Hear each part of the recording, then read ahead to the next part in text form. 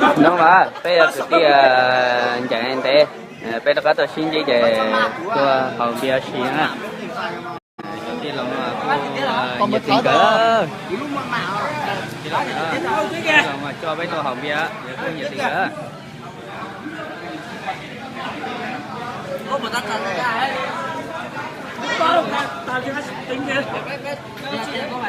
cái này cô tới bà chơi hết đó thì từ cái lòng này cô cho với tôi hồng bia mà bé cô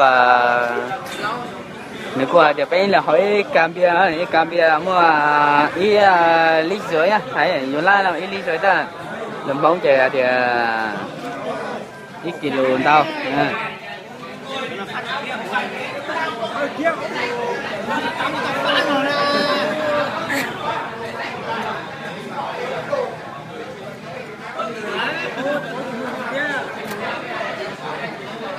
thôi giờ chùa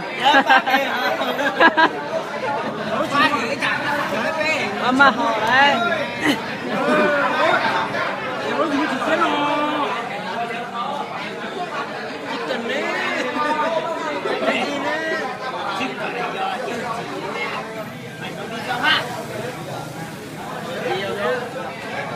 chứ đâu hồi giờ hồi ấy cho mấy có tàn họ rồi có chơi đồng đầu cho à đồng đầu cái ta đồng đầu chơi cũng không chậm tiền thế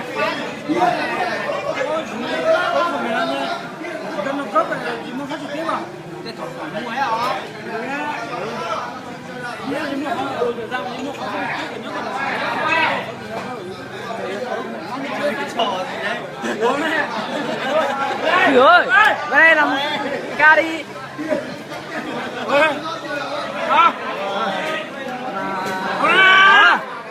Được chưa? Ca chỉ cho tao à? Nhá lên, nhá cờ.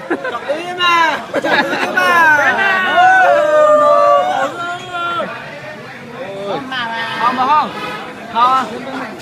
Cho, lăn ca nhá lên giờ. Bỏ cái video đi à?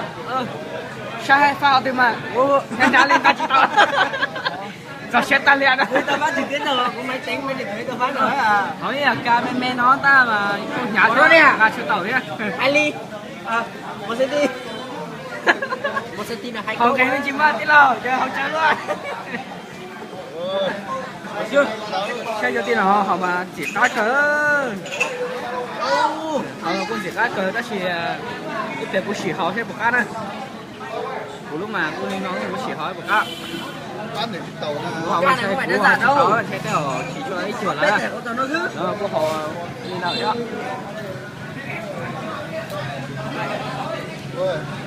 ô mà không à mình tông xe là các bạn nhé đó họ mà chỉ cho lại chứ bây giờ nó thì bé giờ nó rồi bé chỉ học nó bé cho tao sẽ là bé không phải chỉnh quá kem bé nhỏ đi rồi lúc của họ chỉ mấy nhà đó đó chứ bây giờ hỏi mà không là bé đồ mà không có đưa tay chờ tuổi chưa thôi đưa cỡ trường đại học Thái Nguyên nhá họ đi mà canh cỡ chỉ càng thêm nó là trà hay là chỉ có họ theo cũng là đến trà theo anh ba cháu sụp biết lắm không lia cái chơi gì á như là như hôm mạnh á nó mình nhẹ được nghe nhá cam nó tập gì mà người ta cứ cả hai chứ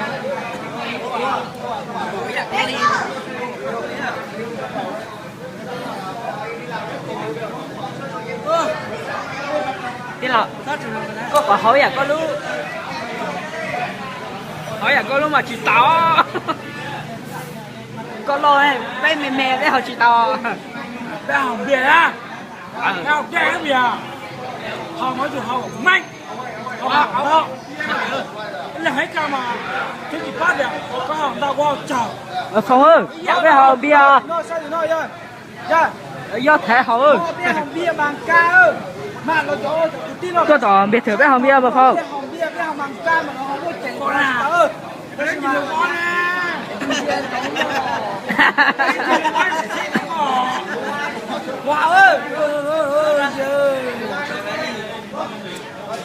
quả xanh coi mà có hậu quả mẹ mình chưa? Mày ơi. Hậu cái nó để mày rồi. Rồi, họ lấy có sự này chỉ cũng quay cái nhá.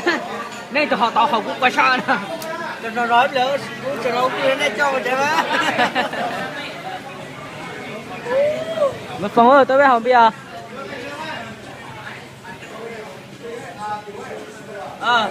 Có cũng chọn cái này đó bò. Chọn cái mà. Họ chọn bia có chọn quá chi nè. Chọn bé đi mà con làm. Nếu mà chọn mà tao nói cái kiểu ơi. Đây là. Đây đó. Tôi nói rồi, đây là dạ đấy. Ở đây thằng kiểu á, tao muốn nhé chun trước kìa, thằng kia, tao đổ ấy là muốn nhé chun trước kìa. Đây để bên đông nhá, đây để bên tay, đây là món mó, cái gì nhỉ? Ông đang nói với cái tình ngành tổng thuật, cái tình ngành nông dân tổng thuật, làm tất cả mọi thứ. Đây, Quay chờ mày nó hỏi. Ôi, đây là cái thằng, cú quay đấy học à? Cú quay đấy học à? Hai thằng mừng nhé đây, thằng mừng nhé đều luôn. Hai thằng mừng nhé. Anh em mừng nhé đây. Dòng xiên á. Lúc nào là lúc hè bé còn xin chia. Bé là nó ở xin chi. Bé cũng có như. Thì mới thì xiên ra tổng nó bé xin chi. Để bé một hỏi bạn đây ai bạn ai chi ok. Để bé này hỏi cả nó. Con con ly. Nhiều ly nhiều hào nhiều. Đó. Nhiều ly nhiều hào nhiều đó. Bây giờ tân diệt rồi. Con chó ơi, con chó bia, cái gì nào? Dạ tân diệt rồi dạ, tân diệt rồi, diệt rồi có. Họ mấy á? Một vài thôi anh Mai, một vài thôi. Một vài rưỡi thôi. Đấy, đấy thôi. Em chỉ Đây, xin chào tất cả anh em, đây là Xuân Bà với lại Vừa Mạnh nhá. Đây, uống bia bằng ca đây. Đây, bia bằng ca, toàn bộ bằng ca hết đấy nhá. đây.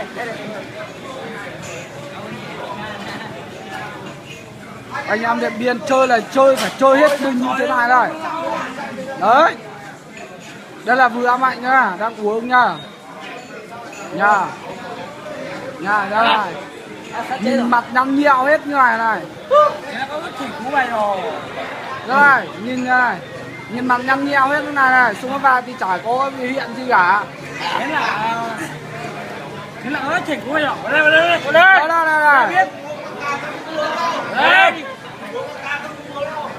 Đây, xuống vào đang mời bạn này. Đây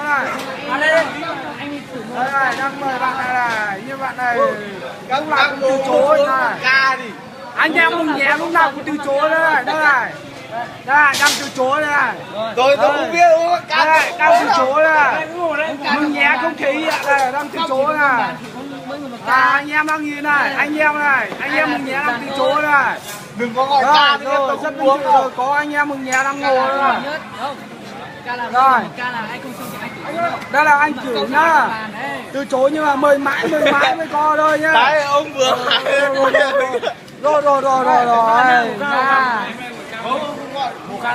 Đây là chủ mâm nhá. em không uống nữa. Tất cả anh em nhá. Ca làm 4 ca đi. Ông dở hơi à. Đây này nhá. Tán bia luôn nhá. Tôi bảo ông Anh em nhá. Anh cho em một ca bia ơi. Không phải nửa ca gì cả. nửa ca thôi, Một ca nhá, một ca. Một ca. Nửa ca không biết tính tiền đâu. có Không biết tính ca tiền. 2.000 là nửa ca là Không tính. Đây, anh mừng nhé này, đang từ chối này. Thằng bé cái nhở. Đây là thằng em của anh nhưng mà đang từ chối này. Đây nhá. Đây nhá. Đây là được rồi, anh mình quyết định là được rồi. 27 đấy nhá, anh em nhìn tên này nhá. Anh mình cứ uống thêm một cam. Đây nhá. Đây rồi. Anh em bây giờ đang uống bia bằng ca này nhá. Anh em đang như này.